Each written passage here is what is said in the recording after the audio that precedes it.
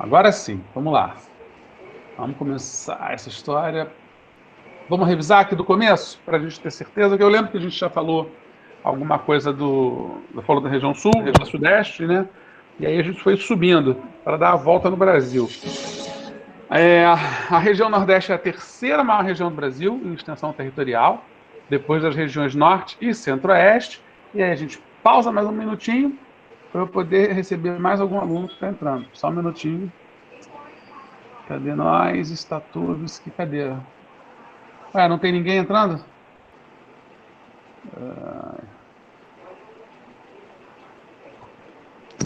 Gente, espera aí. Eu não botei para compartilhar, né?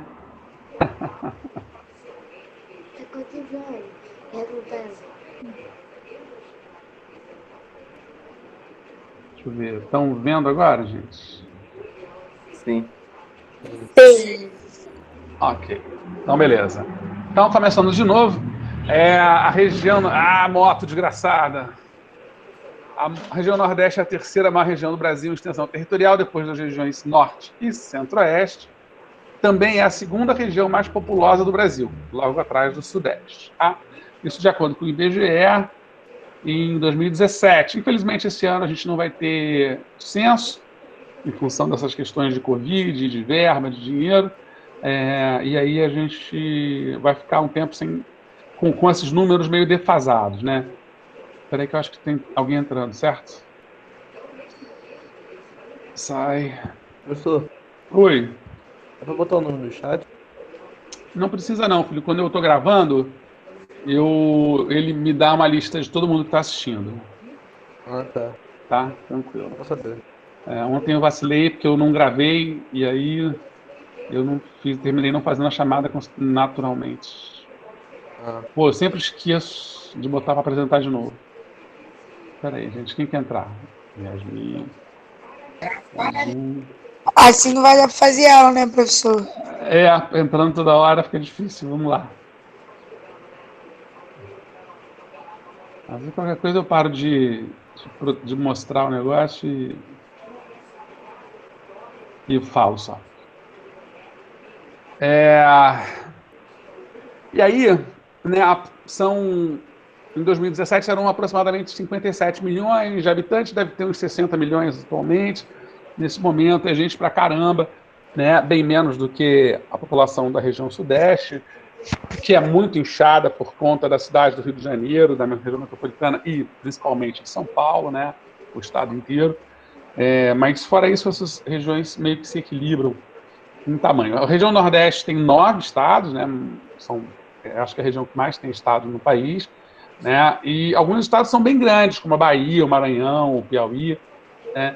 Tem uma curiosidade que eu acho interessante, que é Pernambuco, que preserva mais ou menos as características que ainda eram das capitanias hereditárias, né, que a gente estudou lá em História, na 7ª série, e praticamente todas as capitais estão no litoral, né, à exceção de Teresina, que está numa região de Cariri, o resto todo está no litoral. Por quê? Por razões óbvias, está nessa região que a gente chama, sobretudo de Natal até Salvador, na região da Mata Atlântica, né, na região justamente porque é a região mais fresca, menos quente, tal. O Nordeste, o resto para dentro aqui é toda uma área de sertão muito grande, né, que é uma área muito seca e muito quente. Então, a tendência é que não tenham grandes cidades nessas regiões, tá? A região Nordeste apresenta paisagens e aspectos naturais bastante diversos, né, com áreas úmidas secas de Mata Atlântica, de Caatinga, sempre lembrando que, por exemplo, essa região que a gente chama de Zona da Mata, por exemplo, né, onde estão essas capitais quase todas, à exceção de São Luís e Fortaleza, que, apesar de estarem no meio norte e no sertão, estão no litoral também, são regiões de Mata Atlântica. Só que a Mata Atlântica ela foi praticamente devastada, né? Então você tem uma capa de vegetação original muito pequena hoje em dia, né? Foi a região, no Nordeste principalmente, foi a região do Brasil em que mais foi destruída a Mata Atlântica, né? Primeiro porque foi o primeiro lugar onde os portugueses chegaram, segundo foi lugar onde mais se explorou, né, para plantação de cana, depois, primeiro para extração de pau-brasil, depois para plantação de cana, depois para criação de gado, depois para plantação de cacau. Então, você tem uma paisagem linda hoje, né, assim, de coqueiros e tal, que não é original da região. Aliás, o coqueiro não é original daqui, né, ele é da Índia. As regiões e o Planalto da Borborema, essa região do Planalto da Borborema é curiosa, é uma região curiosa, porque é uma região que você tem até um friozinho, né? Por ser alto. Sai daqui, bora. Sai. Alô? Leonardo, desliga o microfone, por favor. Desliga o microfone aí, filhão.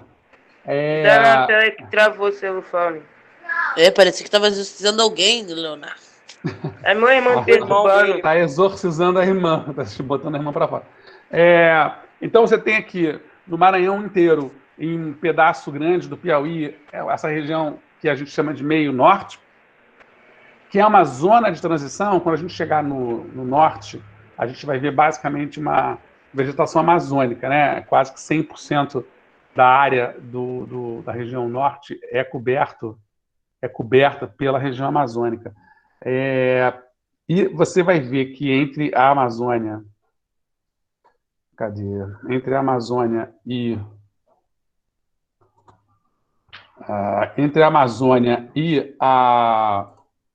e o sertão, que é uma outra área muito grande, você vai ter uma vegetação intermediária, que é essa região que a gente chama de meio norte. Por isso esse nome, inclusive. Meio norte, diz respeito à região amazônica. Eu parei porque entrou um colega de vocês. Tá? Então, assim, mas aí eu continuo falando que não tem problema. E aí você vai ter essa região onde tem o babaçu, onde tem a carnaúba, onde tem uma série de árvores, de vegetações interessantes. Você tem muito açaí nessa região, né? Tal, uma vegetação muito, muito interessante. E aí você vai tendo uma área de transição para o sertão, esse sim, um bioma gigantesco dentro do Nordeste, né? Mais da metade da região está aqui na área de sertão, e eu acho que só o Maranhão, exatamente, só o Maranhão, não, dentro de todos os estados nordestinos, não tem nenhum trecho de sertão, né? Todos os outros têm. Um terço aqui do Piauí já está no sertão, o Ceará inteiro está no sertão, a Bahia praticamente, né, toda, a maior parte de todos os estados, a exceção ali é essa aqui, Sergipe tem um pedaço pequeno, mas porque também é um estado tão pequenininho que tem, mas que mesmo assim, né, Sergipe e Alagoas são estados que têm os três, né, 3 das 4 formações vegetais. Tem a Zona da Mata, tem o Agreste, tem o Sertão lá no extremo oeste desses 2 estados pequenininhos. Mas quase todos os estados dessa região têm essas 3, mas o sertão é muito preponderante, né? Você vê que a maior parte de Pernambuco, a maior parte da Paraíba, a maior parte do Rio Grande do Norte, o Ceará inteiro, né? Tem um trechinho mínimo lá no Ceará, que já é meio norte, a maior parte da Bahia, um trecho de 1/3, 1/4 aqui do Piauí, né? Então só o Maranhão não tem sertão. E dizem que muitos anos atrás, centenas de anos atrás, mais da metade do Maranhão era composto também por floresta amazônica. Tá? Aqui dá para ver. Esse verde escuro, vocês vão ver que é floresta amazônica. Então, assim, olha o trecho de Maranhão que era composto por floresta amazônica, como era grande, né, originalmente, e olha como hoje em dia é mínimo, quase não tem nada. Né? Essa área devastada pela ação humana, eu acho esses 2 mapas muito legais, assim, muito legais no sentido de observação, né? Porque não é nada legal ver que a vegetação devastada, a área devastada pela ação humana hoje é a maior parte da região Nordeste. Se a gente fizer um mapa desse para todas as regiões brasileiras, eu acho que a exceção da região Norte, né, onde está a floresta amazônica, você vai ver a maior parte pintada de vermelho, né, como áreas devastadas pela ação humana, porque elas viram áreas para a construção das cidades, para a ocupação humana propriamente, né? Para construir cidades pequenas, grandes, médias, e para a ocupação das fazendas, para ocupação, para plantação, para criação de gado. Então, se desmata demais, né? Se preserva áreas pequenas. Essa aqui, acho que é a que mais me chama a atenção, é que vocês veem quase, fácil, um terço do Maranhão, originalmente como trecho de floresta amazônica, e hoje em dia um pedacinho de nada, né? Um tiquinho de nada aqui, assim, que é interessante de visualizar. E aí você tem também a própria área, né, de Cerrado, que é também, ó, você pode olhar, que era o restante aqui do Maranhão, todo ocupado, né, pela ação humana aqui, construção de cidades, fazendas, etc, etc, etc. E tal, tá? A vegetação litorânea, que ainda continua, existe aqui, preservada, mas é muito pequena, e é uma vegetação muito frágil, tá? E a Mata Atlântica também, olha aqui, todo esse trecho verde, né, claro, do lado esquerdo é Mata Atlântica. Ela é engraçado, né, porque ela se embrenha pelo lado de cá também, de alguma maneira, ela cresce bem lá no meio do sertão. E aí aqui, ó, não tem nada. Tem um trechinho aqui em Pernambuco, mínimo, e mais nada. Não sobrou nada. Triste. Triste. Depois, se vocês puderem, a propaganda, isso eu sei, mas tem um continho. Eu faço uns contos, chamo de continhos da meia-noite no YouTube. Tem um conto lá que é uma aventura do meu avô no Amazonas. Se vocês puderem ver depois, além de eu ficar feliz, agradecer muito, é legal porque dá para vocês terem uma dimensão dessa coisa da floresta, que meu avô, isso lá em 1920, 1900, muito tempo atrás, mais de 100 anos atrás, meu avô morreu em 86, em 83, com 86 anos. Ele era daqui do Rio Grande do Norte, de Mossoró, quase fronteira aqui com o Ceará, e ele foi de caminhão até o Maranhão, e do Maranhão, ele e vários outros homens atravessaram um trecho do Pará a pé e foram até Manaus, e de Manaus pegaram um barco até o Acre para trabalhar na borracha, no famoso ciclo da borracha, que vocês também devem estudar em história. E depois voltou, obviamente, não exatamente realizado, voltou porque teve que fugir lá de uma tribo indígena, uns caras lá que tentaram matar ele. Bem interessante a história, mas é legal para vocês terem a dimensão do tamanho, do gigantismo da floresta amazônica, né? Zona da Mata, populosa e urbanizada. A faixa litorânea que se estende do Rio Grande do Norte até o sul da Bahia é chamada de Zona da Mata. É a sub-região mais úmida do Nordeste, onde predominava a formação vegetal da Mata Atlântica, bastante devastada em razão da ocupação humana.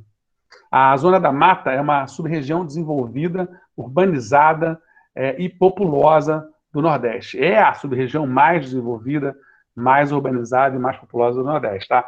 Tanto que está lá Recife e Salvador. Além de estar a maioria das capitais, tem essas duas cidades que estão entre as 5 ou 6 maiores cidades do país, e são as grandes metrópoles do Nordeste, tá? Recife e Salvador. Tem populações enormes em comparação a todas as outras, e acho que estão aí entre as 5 ou 6 maiores cidades do país. O turismo é uma importante fonte de renda para todo o Nordeste, né? O calor característico do clima tropical e as praias do litoral da Zona da Mata atraem turistas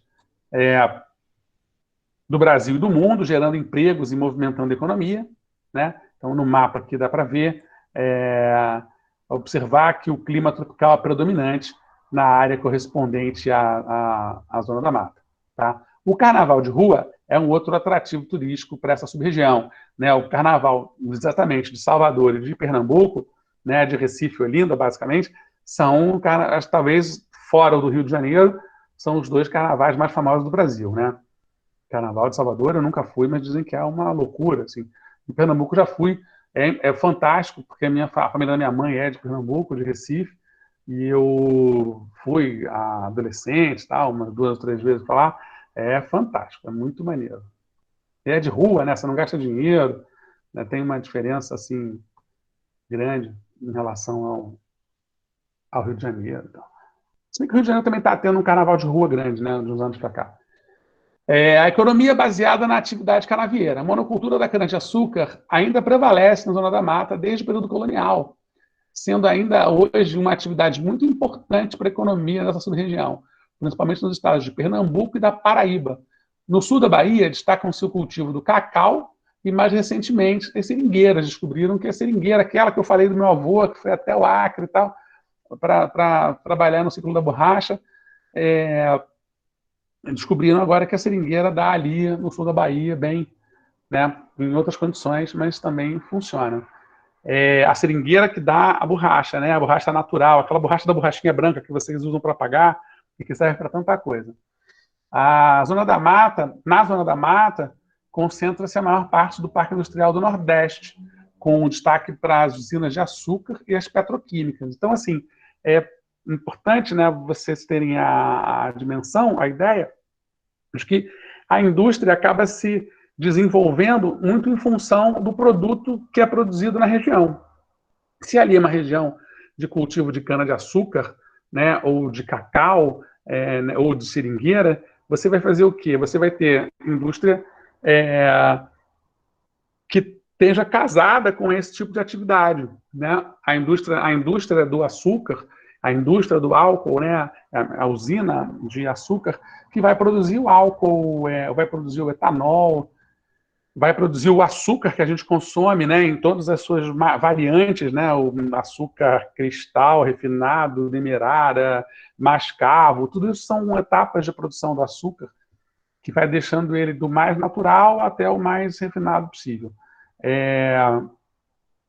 E aí você vai ter uma indústria petroquímica, né, uma indústria que vai funcionar ali, porque no sul da Bahia também, no mar, principalmente no oceano, se encontrou petróleo, então você vai, a extração do petróleo, você já vai também produzir ali, montar uma região industrial, você vai ter uma região também de desenvolvimento industrial para essa borracha que está sendo produzida.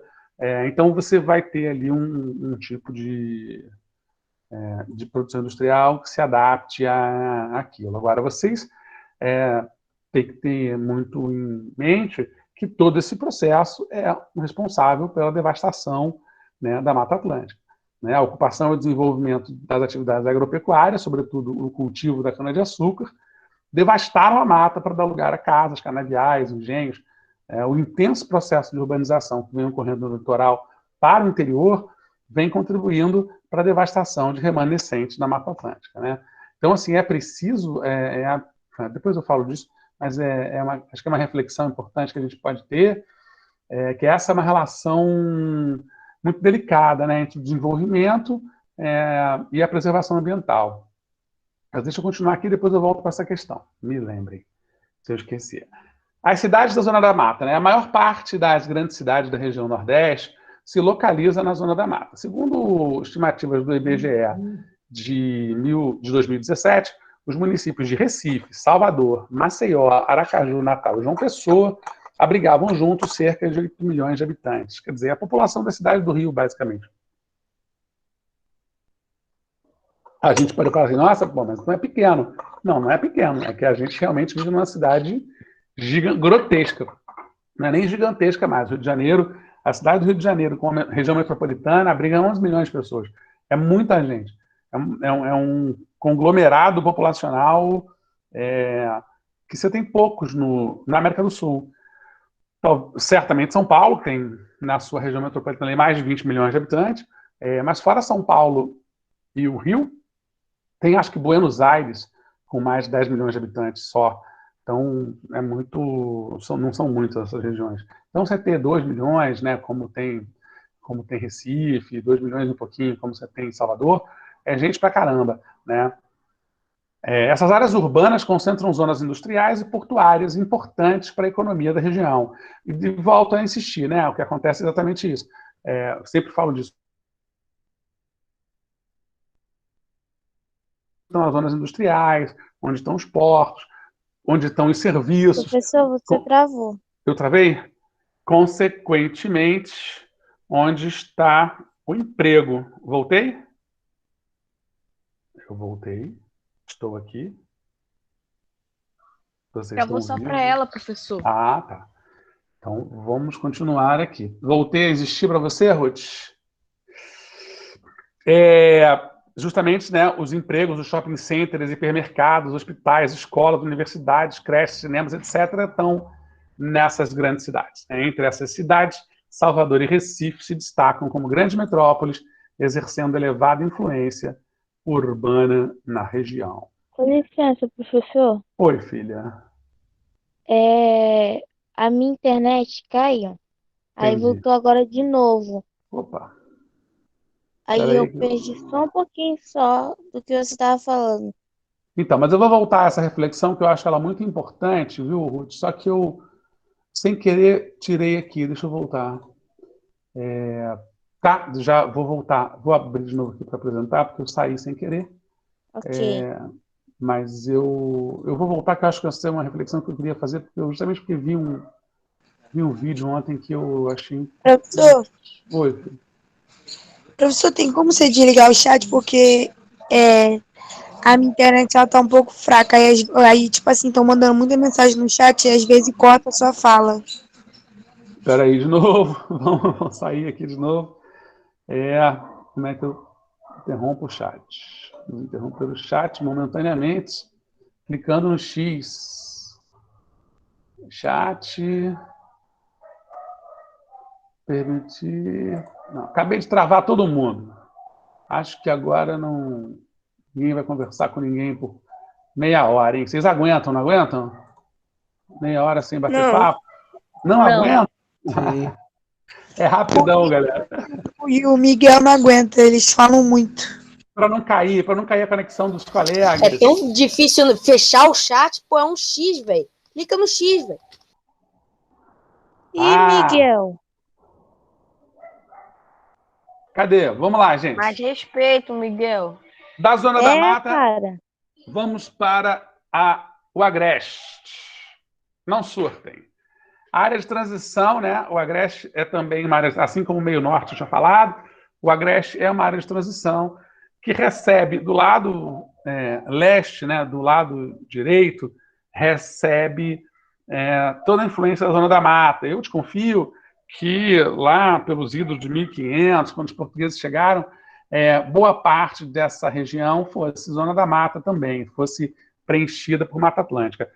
Mas, sobretudo aqui na região do Planalto da Borborema, que fica entre Pernambuco e Paraíba, você tem, de fato, uma área de transição muito específica. É uma região que tem muitos brejos, que são áreas situadas ali entre as serras, né? Porque é uma área de serra, né? Então, assim, é uma área naturalmente mais fria, só que é uma área que faz uma espécie de barreira de contenção para os ventos úmidos que vem do oceano, que fazem com que a região da Zona da Mata, por exemplo, seja uma região chuvosa, né? Tem alguma quantidade de chuva, e ela acaba impedindo, né, a passagem dessa área úmida para a região que a gente vai ver depois, que é o sertão, né, fazendo com que o sertão seja bastante seco.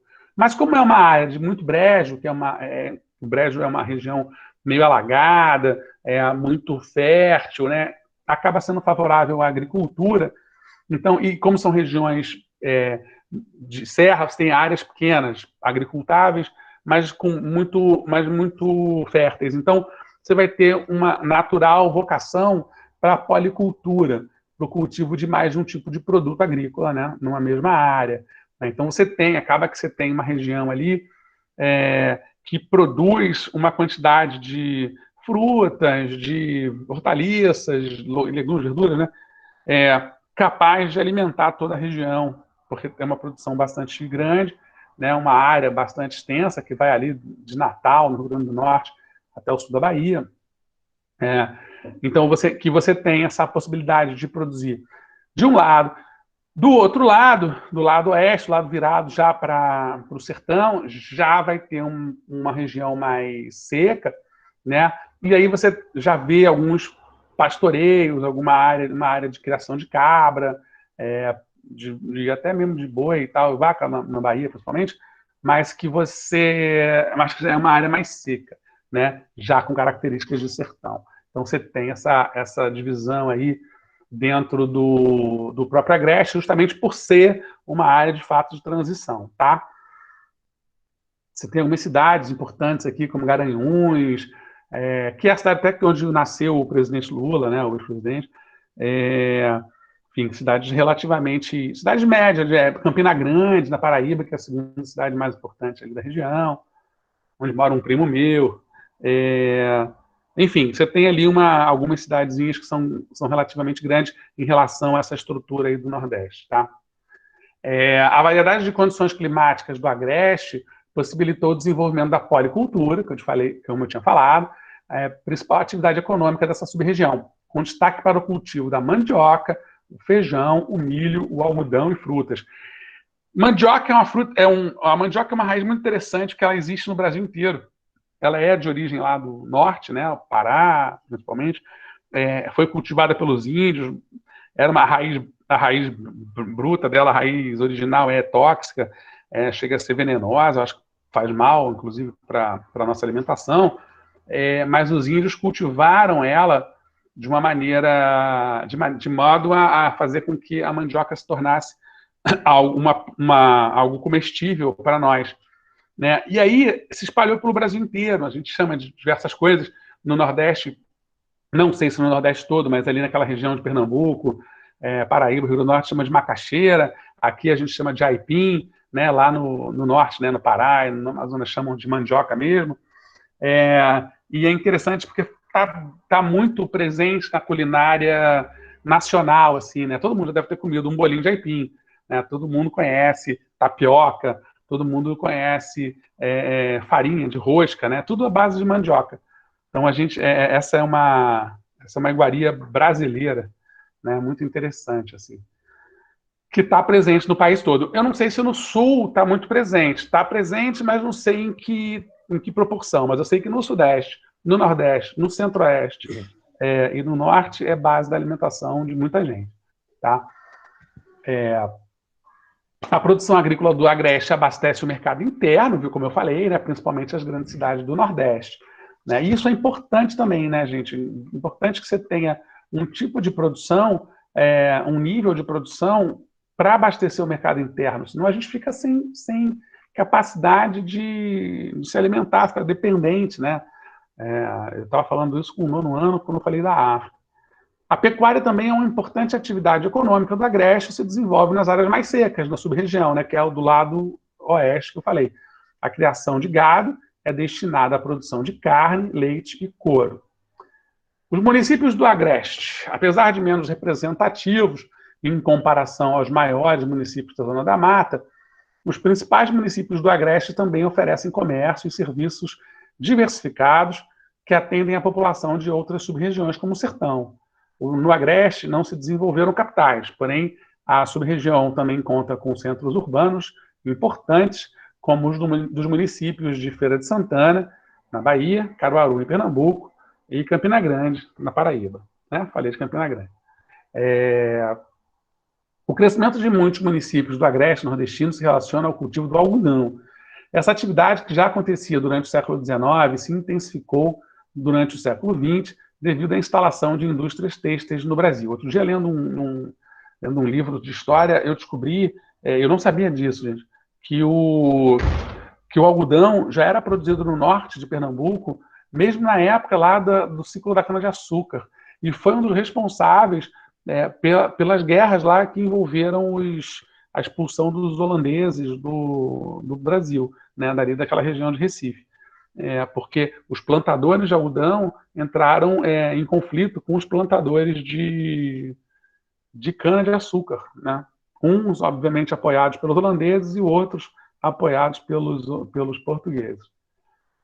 Durante as décadas de 1980 e 90, um tipo de besouro conhecido como bicudo de algodoeiro devastou os cultivos da sub-região. Nas últimas décadas, avanços tecnológicos permitiram a recuperação desse cultivo. Alguns municípios dedicam-se ao beneficiamento do produto, como Campina Grande, que apresenta um polo têxtil consolidado. Tá? O polo têxtil de Campina Grande é um dos maiores do Brasil. Aí, finalmente, chegamos no sertão, né, a paisagem do semiárido sertanejo. Né, o sertão é a maior sub-região do Nordeste e abrange terras de quase todos os estados nordestinos. Tem um site interessante, né, um multimídia, né, o Sertão Nordestino Brasileiro. Tem muito material na internet sobre o sertão, assim como tem dos outros. Mas o sertão é a característica clássica do Nordeste. Né? A gente, quando descreve o Nordeste, a gente pensa logo em Vidas Secas, do Graciliano Ramos, a gente pensa logo naquela paisagem meio desértica, né, com um chão meio quebrado, meio rachado. A gente está sempre visualizando isso. É que nem a gente pensar em Oriente, né? Quando a gente pensa em Oriente, a Ásia, a gente pensa logo no chinês, né? Mas tem tantas outras culturas lá, tantas outras etnias diferentes, mas é a imagem que vem imediatamente, porque é muito forte mesmo, e é uma região muito grande. Situado em área de clima semiárido, entre as sub-regiões Agreste e Meio Norte, o sertão é marcado pela escassez de chuvas e por temperaturas elevadas.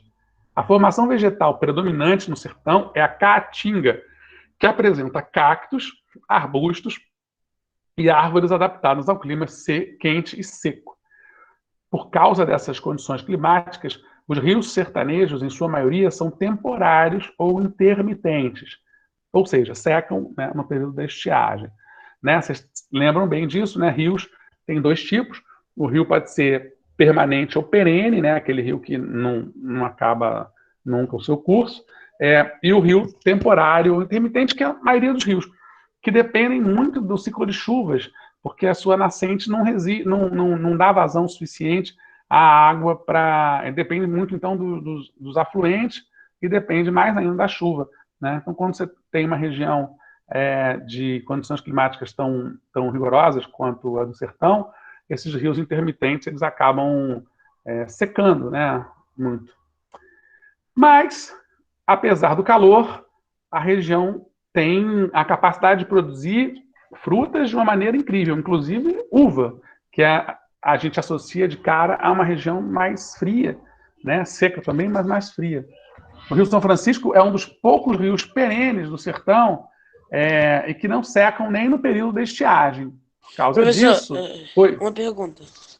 No sertão, eles fazem muito vinho ou eles trabalham com outro tipo de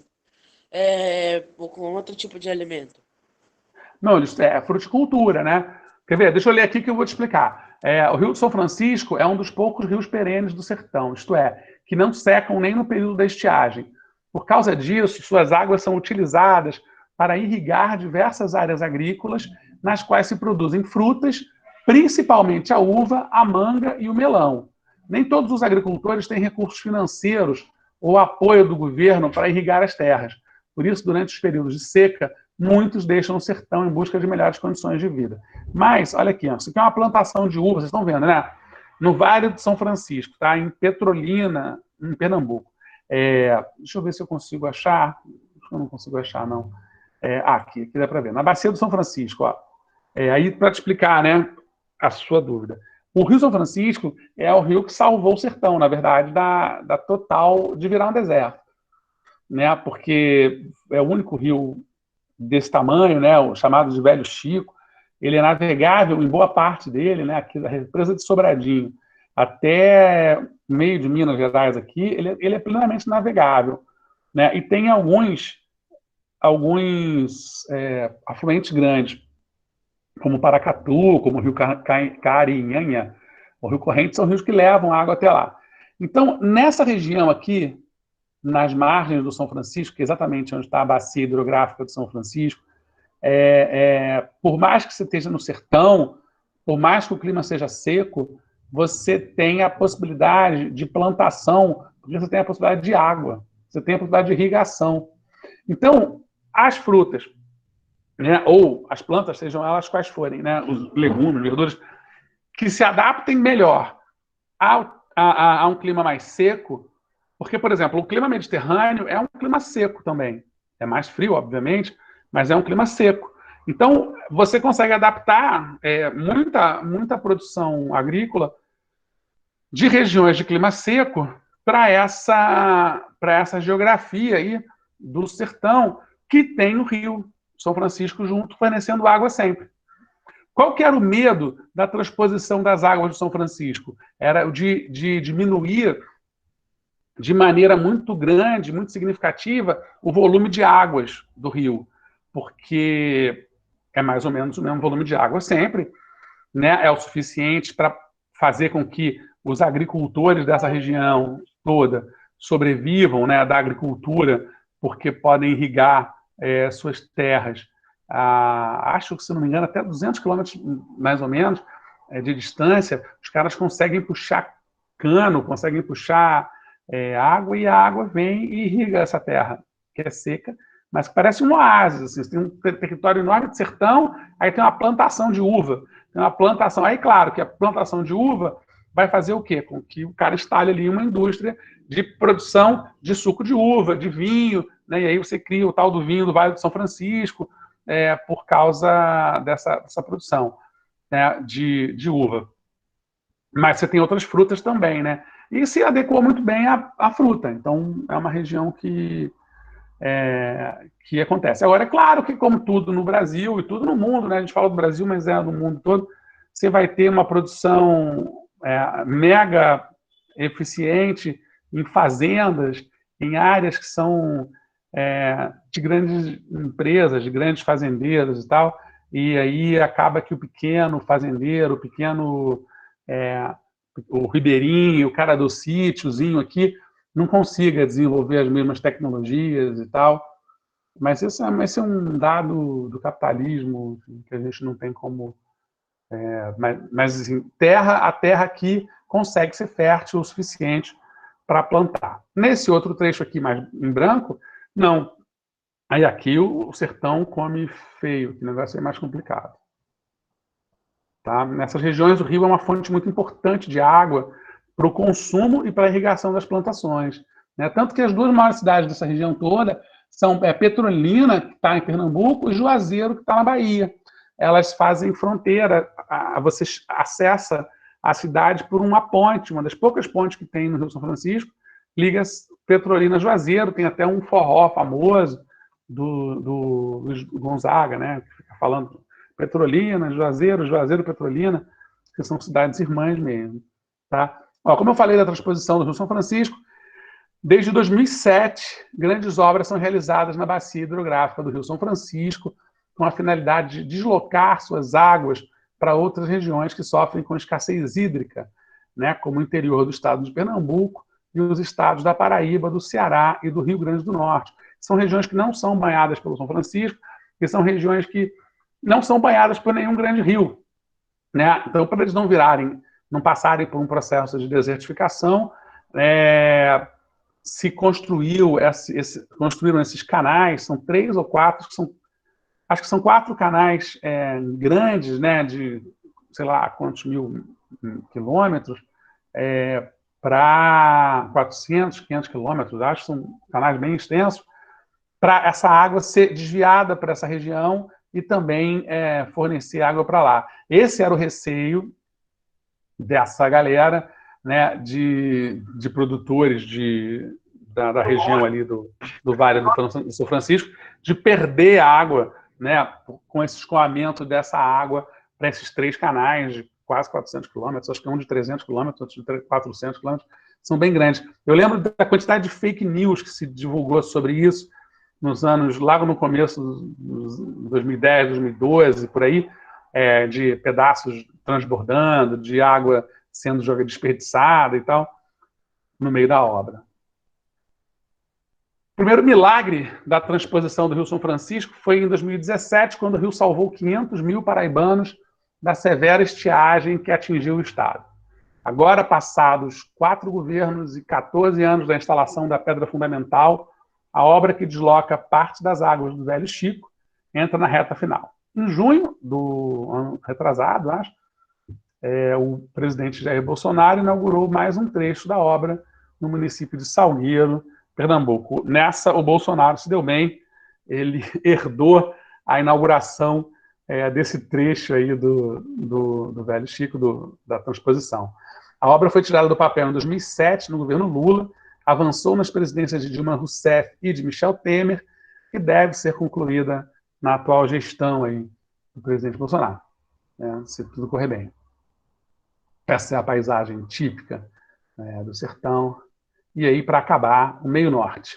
Todo o estado do Maranhão e parte do estado do Piauí, um trechinho pequenininho da Bahia, localiza-se na sub-região que a gente conhece como meio norte. O meio norte corresponde à área de transição entre a floresta amazônica, de clima muito úmido, e o sertão, de clima muito seco.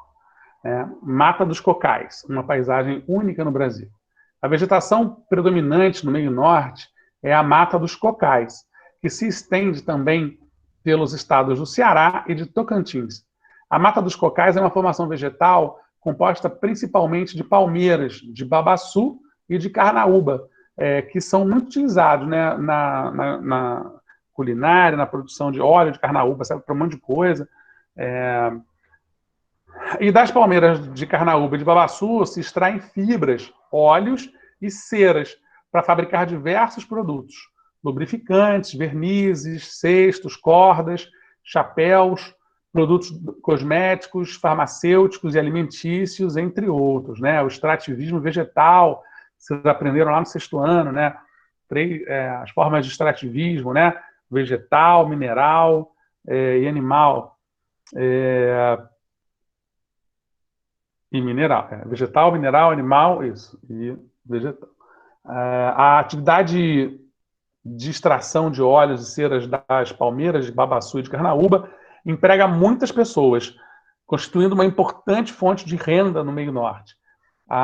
Enfim, para conhecer melhor também no mini Atlas Geográfico, mas aí é de outra coisa, no livro que eu roubei essas informações. Peguei emprestado.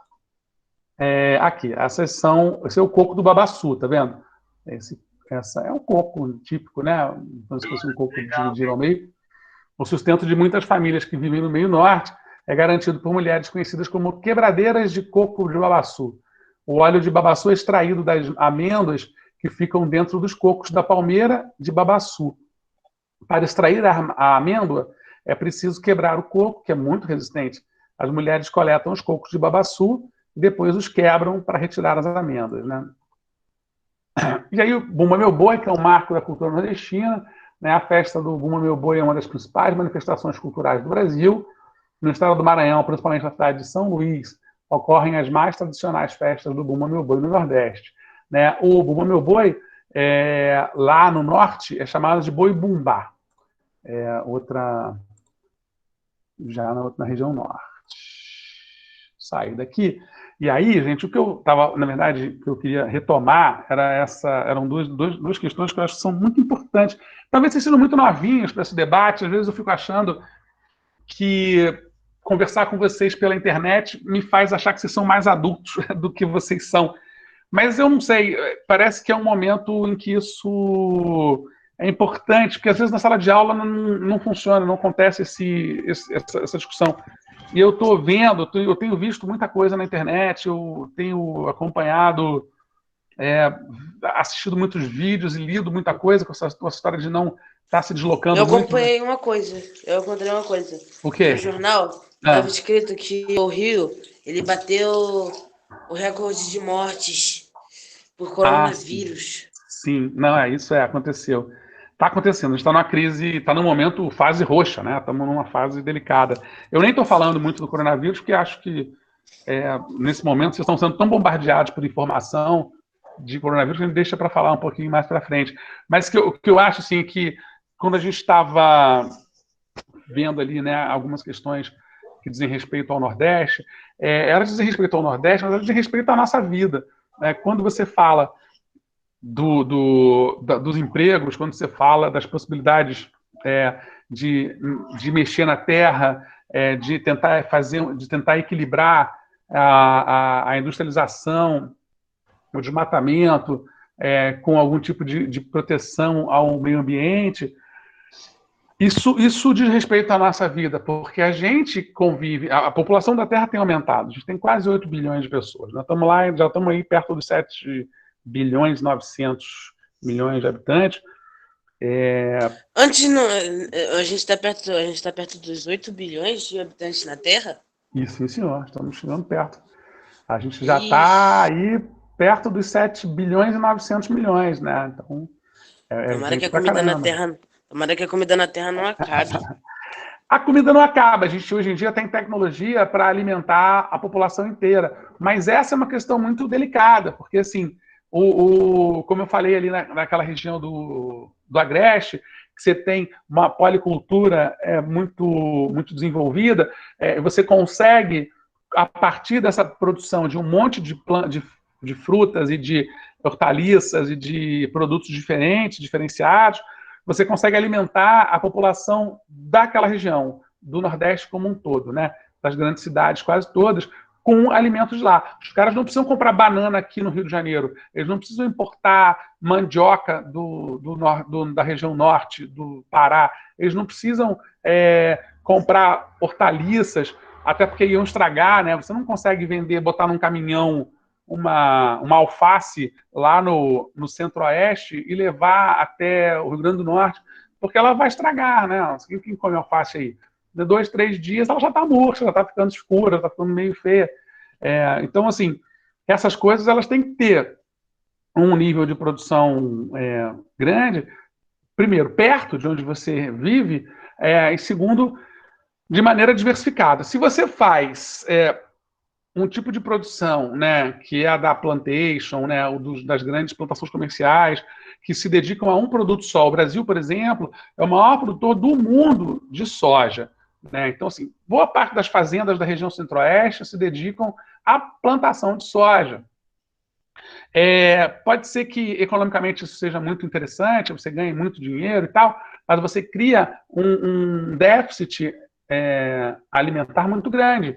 Então, por mais que você tenha tecnologia e possa alimentar a população do planeta inteiro, né, sem nenhum problema, você tem que saber equilibrar essa produção, essa plantação. Não adianta a gente produzir só açúcar, só cana-de-açúcar, e esquecer de produzir os alimentos para a nossa vida, né? Então, assim, alguns países sofrem com isso. A Venezuela, por exemplo, é totalmente dependente da alimentação do Brasil, do ponto de vista alimentar, porque eles, quando descobriram o petróleo, se tornaram maiores produtores de petróleo do mundo, abriram mão de toda a produção, e os caras têm um terreno parecido com o nosso.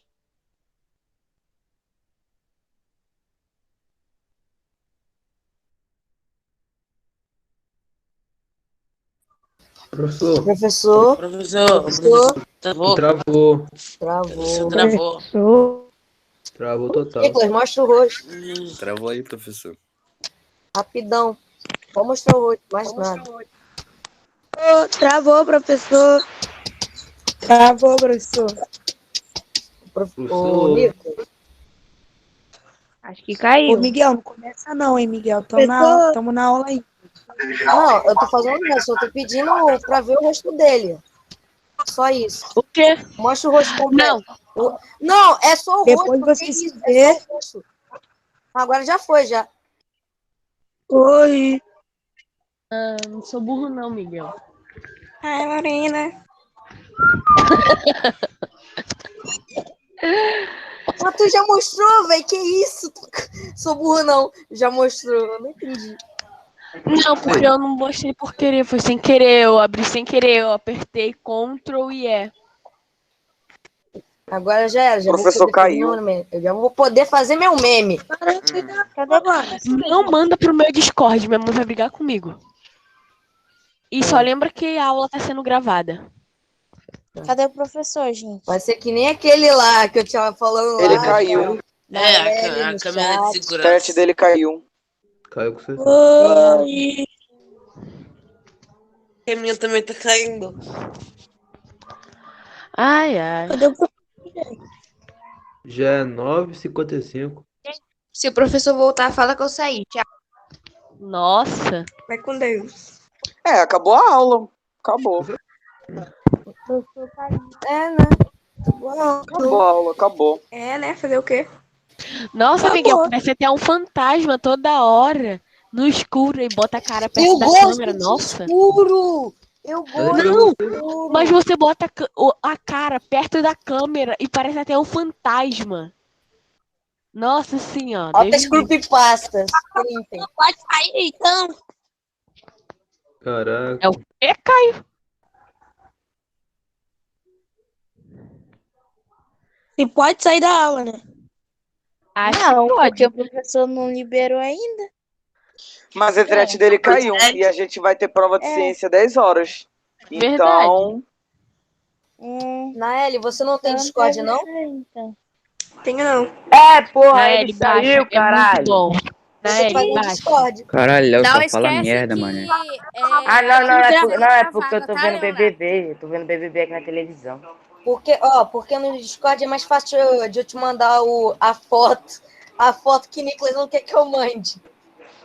Nossa, mano. Aquela. Nossa, Gente, a cara. aula tá sendo gravada, vocês ainda estão na aula. Pelo amor de Deus. Censo. A gente não tá falando nada demais. Houve um Mas palavrão. imagina, Ah, tá bom, mas já tá na aula. Ô, Nicolas, sua mãe fez mensagens? O professor voltou, mas... Eu voltei, tô aqui. Ai, que bom. Foi mal, caiu, Gente, depois eu te caiu a explico. minha bateria aqui. Enfim, meninos, é isso. São 10 horas, perdemos 3 minutinhos aí porque caiu a bateria. A gente depois continua. Eu acho que agora é para valer, não é mais brincadeira. Então, assim, a gente tem que discutir essas questões do mundo. Eu tenho discutido essas questões com meus filhos, que têm 10 aninhos ainda. Acho pertinente discutir com vocês também, que tem 13, 12, 14. E é isso, gente. A gente está sendo apresentado a um mundo novo e ele tem que ser pensado com muito cuidado, com muita atenção, se a gente quiser viver num mundo possível, né, nos próximos 50, 60, 100 anos aí. Tá bom, meninos? Boa prova para vocês. Um abraço. Obrigada. Até Deus te semana abençoe. que vem. Tchau, professor. Tchau, professor. Tchau, meninos. Deus abençoe. Igualmente. Vitor. A aula já acabou, não. Boa noite. Não.